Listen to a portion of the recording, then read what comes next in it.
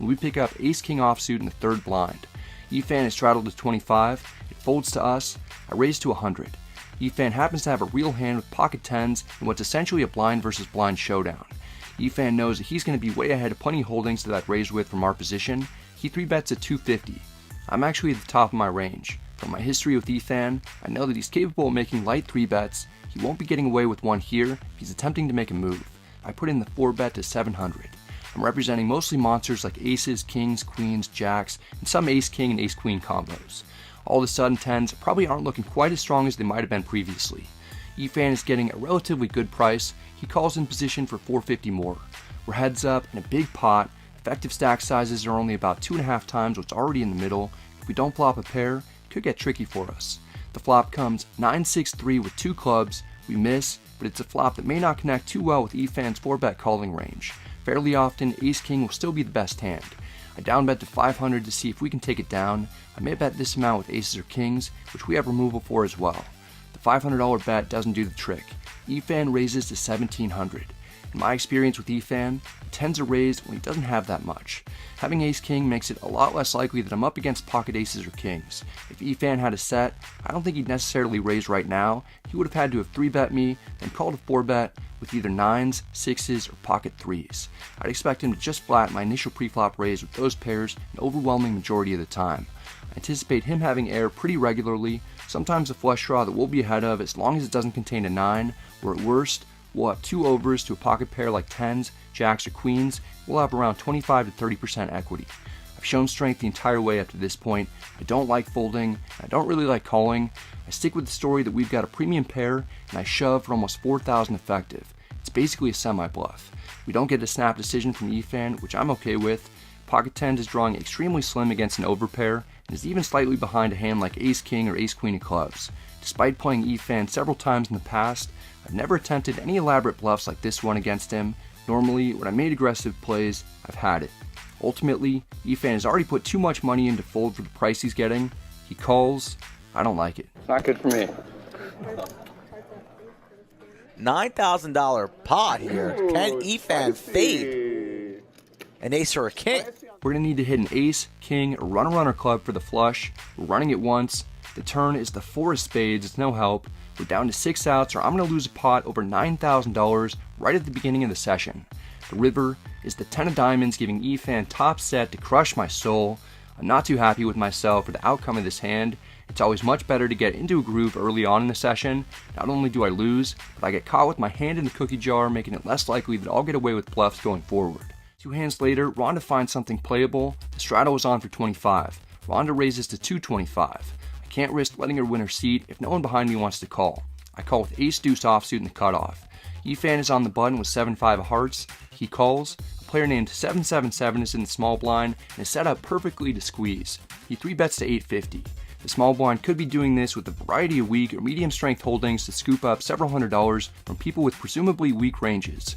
Rhonda folds. Occasionally, I'll flat preflop raises with really strong hands as a trap in instances similar to this one, when I have players behind me like E-Fan who are regularly 3-betting with a wide variety of holdings, especially in an effort to prevent players from sitting down. Perhaps the small blind feels like it's his turn to prevent either Rhonda or me from sitting down, and maybe put in a light 3-bet himself. I've got removal for aces. As long as I'm not up against that specific hand, I should minimally have 3 outs 5 times. I've never lost a stand-up game. I don't want to lose it now. I take a stand in an attempt to sit with a back 4-bet jam for just over $5,000. I'm not worried about E-Fan. He folds. We're going to put the small blind to the test though. Let's go, Brad! All in. Great move. Oh geez. I would prefer that E-Fan not say great move at the end so that the thought that I'm making a move isn't at the forefront of the small blind's mind. It doesn't matter too much though. The small blind has a strong hand and my line obviously looks suspicious. The small blind isn't going anywhere. I call. And a call now. My goodness. We have one left. Oh, he's up out of his seat. He's excited. This man really likes once. Once. Okay, 777's begging for 2 times. Brad says once. Can he spike a deuce? $11,000 pot. I feel bad. I care. That's a 4. It's 10. Oh, real draw. Deuce, or a 5. Deuce, please Oh my goodness. No, We have a sweat. It's a pretty good flop for Ace-Deuce. We have almost 30% equity with 7 outs that'll give us either a pair or a straight. I'm feeling good about it. The turn is another 3. It's not a bad card because now we'll chop if the board pairs again. This is nearly an $11,000 pot. I would definitely be okay with getting my money back, plus a little more. The river is the 8 of spades. We're not going to get half the pot or any portion of it. I told you earlier that my bluff attempts weren't going to get through as easily after getting caught making a move with ace king. Now that I've been caught twice, including once with this particularly ambitious play, I really won't be able to get away with bluffs in the future. To be honest, I'm just exhausted, don't have much patience at the moment, don't want to get bluffed again after already getting bluffed by Jack 4. The double straddle on for 50, we pick up Pocket Jiggity's first to act in the hijack. I raise to 125. Efan has the worst pocket pair in the world. He calls to set mine and make my already terrible session even terribler. Ronda wakes up in the $25 straddle with pocket kings. That's unfortunate for us. Ronda 3-bets to 525. This is the best starting hand that I've had all day. It's a premium, but there's an indication that it's currently behind. It's still too early to fold. I call. Efan isn't going anywhere. He also calls. We're going 3 ways at the flop looking for one or more Jack's brothers who are also named Jack. The dealer puts out 9-7-4 rainbow. We don't hit a set, but we've at least got an overpair to the board to ensure that my stack gets completely decimated. Relentless Ronda bets 1200. We've already seen her c-bet with air in a multi-way pot before. She may be more inclined to bluff now that she's lost the stand-up game and saw me bluff her with king 3. She's just not the only person that I have to worry about. Efan could definitely have a low to medium pocket pair that improved to a set after calling my initial raise and then the 3-bet to close the action. Still, I can't fold right now. I call hoping that Efan folds because I'm equally concerned about what he's got. Thankfully, the squirrely opponent folds his ducks, it's down to heads up and we're in position. The turn is the Queen of Hearts. That appears to be a bad card, but given the fact that we can see that Rowdy Ronda has kings, perhaps it's a blessing in disguise, especially because Ruthless Ronda rips it in for 6,500 effective. Jiggities have never looked worse. This is a super strange move from the opponent. I'm trying to make sense of it. If Ronda had a hand like aces or kings, queen on the turn is terrible for her because I wouldn't have floated the flop with a hand like ace-queen with Efan behind me. Jacks and tens can't really call a shove, so there aren't any hands that she'd get value from by jamming. The only hands that aces or kings will get called by, given how this has been played so far, is a set. I don't think that she would have jammed with a set of queens either. There's not much that aces or kings need to protect against except for the heart draw, because I can't figure out a value hand that would make sense for the opponent to shove with for over 1.5 times the size of the pot. I'm wondering if Ronda is attempting to make a move of her own and show that she's not afraid to get a little wild. I just can't put together what she's trying to accomplish with this bet unless she has a heart draw and is trying to get a semi-bluff through, or perhaps just a pure bluff with ace-king. I'm confused, and I level myself into a call. I see that I'm way behind and drawing almost dead as Radical Ronda flips over pocket kings. I need a red jack, otherwise I'll lose my third all-in of the day. The river is another 9. I lose one more huge pot in a situation that I should have been able to get away from. If I was more familiar with now really rich Ronda, I could have easily folded. Instead, I'm getting completely lit up. A bunch of starving children in Africa have entered the stream chat asking how they can donate money or other necessities to me because they feel bad. And the table wants to do the stand-up game one more time. 3 hands later, a player named Kevin raises to 75 from the hijack. I'm in the third blind with something decent. I call with pocket 3s. Efan is in the $25 straddle. He's got something similar. He calls for 50 more. We're going 3 ways to the flop out of position. We haven't hit a set all day. Can we hit one now? The answer is yes. The dealer puts out 6-4-3 with 2 hearts. We get set over set during the stand-up game on a ridiculous flop designed to maximize carnage. Checks to the pre-flop raiser. He doesn't have anything that he's comfortable betting with. He checks it back. The turn is the King of Diamonds. It's a card that's good for the initial pre-flop raiser's range, especially after it checks through on a flop of all low cards. I check again for deception, thinking that the hijack is going to bet this. Efan isn't going to rely on the player behind him betting. He takes the initiative and bets 400 himself. The hijack folds. I figure Efan probably just has a king, or maybe he's bluffing again, like when he had Jack 4 offsuit against me. He wasn't afraid to double barrel with air in that hand, and his second barrel was over a pot-sized bet. I call here hoping that we can get a blank river, and Efan may make another massive bet, and we can come over the top with a raise. Little do I know, if that's what happens, I'm going to lose my 4th all-in. The river is a 7 of clubs. It's not a blank at all. I'm pissed that there are now 4 to the straight on board. I check. Efan immediately checks back. I see that on a day when I've lost 5 figures in ways that I shouldn't have, By some miracle, I lose the absolute minimum when I almost 100% should have gotten stacked. Oh my goodness. The table's stunned. I think Ifan has to do a lap. Yeah. Right? Just do a quick lap. Lost the minimum, and Brad just cannot believe it. Brad steamed up here, but Brad's got to pat himself on the back there for losing the absolute minimum on that hand. Are you kidding? I thought he was going to lose another 10K, especially in the stand-up game. He lost the absolute minimum. The absolute minimum. $400 on the turn goes check, check, river. Stand-up game ends, then Mark picks up another mystery hand. There's a straddle on for 25. Mark raises to 75 from the cutoff. I'm in the third blind with Queen Jack of diamonds. I call for 65 more. Ifan defends his straddle for 50 more. We're going 3 ways to the flop out of position. It's 10-6-4 with 2 hearts and a diamond. We've got nothing except 2 overs and some backdoor draws. No one seems to have connected with it. We all check. The turn is the 3 of diamonds, giving us a flush draw. I like it.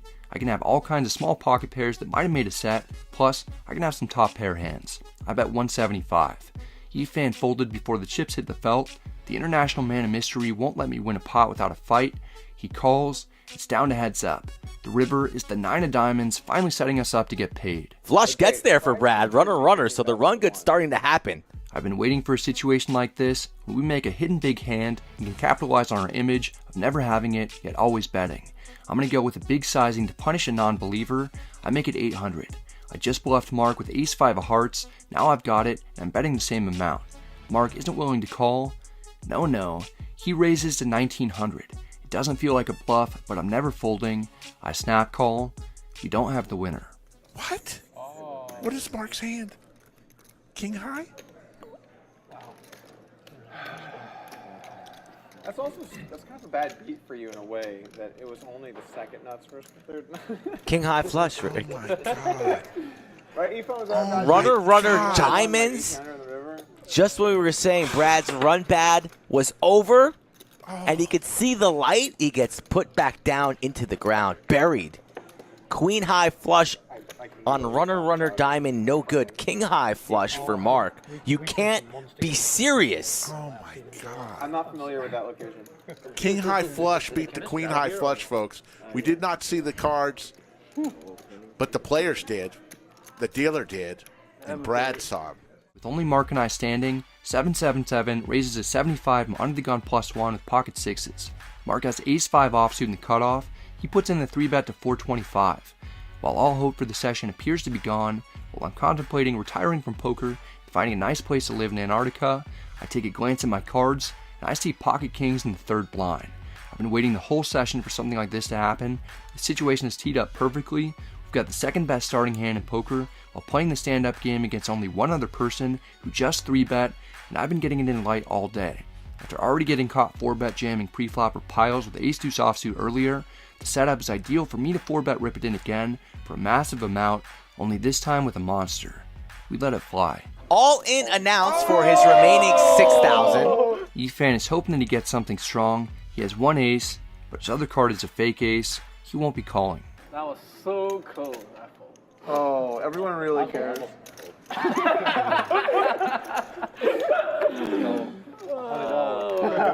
I'm sure that they're both very interested in what you have there. Mark has been running like the sun today. What you got? About 660. Mark's about to call this off with ace-5 off. He's going to be dominated 6, 7, 8 million different ways, and you don't tell me he's going to bink an ace. So close. It's not really that close if it's ace-5 offsuit. I'm doing my best to look like this is just another one of my suspicious plays. I want to call badly. If I win, I'll get a double up and make today's loss a lot less severe.